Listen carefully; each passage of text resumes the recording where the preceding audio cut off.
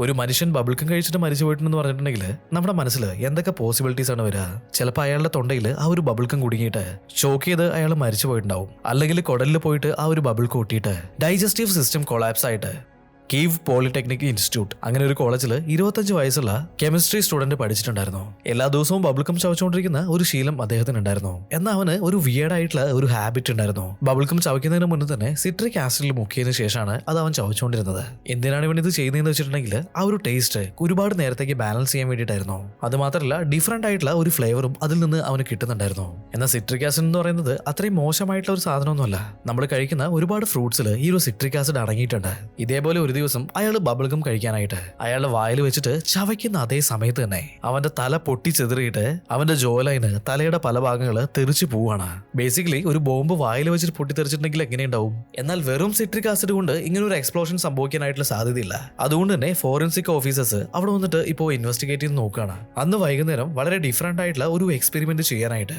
ഒരുപാട് സ്ട്രെസ് ചെയ്തിട്ട് അയാൾ അവിടെ വർക്ക് ചെയ്തിട്ടുണ്ട്. ആ സമയത്ത് ഒരുപാട് കെമിക്കൽസ് ഇദ്ദേഹം യൂസ് ചെയ്തിട്ടുണ്ട്. അതിലൊരു കെമിക്കല് ഭയങ്കര എക്സ്പ്ലോസീവ് ആയിട്ടുള്ള ഒരു കെമിക്കലായിരുന്നു. ഇത് എക്സ്പ്ലോഡ് ചെയ്യുന്നതിന് എക്സ്റ്റേണലി ഒരു ചെറിയ പ്രഷർ മാത്രം മതി. ബേസിക്കലി ഇദ്ദേഹം എന്താ ചെയ്തതെന്ന് വെച്ചിട്ടുണ്ടെങ്കിൽ സിട്രിക് ആസിഡിലാണ് ഡിപ്പ് ചെയ്യുന്നതെന്ന് വിചാരിച്ചിട്ട് ഈ ഒരു കെമിക്കലിലായിരുന്നു അദ്ദേഹം ഇത് ഡിപ്പ് ചെയ്തിട്ടുണ്ടായിരുന്നത്. അതിനുശേഷം നേരെ എടുത്തിട്ട് അത് കടിച്ച് ചവയ്ക്കുകയാണ്. ആ ഒരു പ്രഷറിൽ അത് എക്സ്പ്ലോഡ് ചെയ്തിട്ട് അയാളുടെ തല തന്നെ പൊട്ടിത്തെറിച്ച് പോയിട്ടുണ്ട്.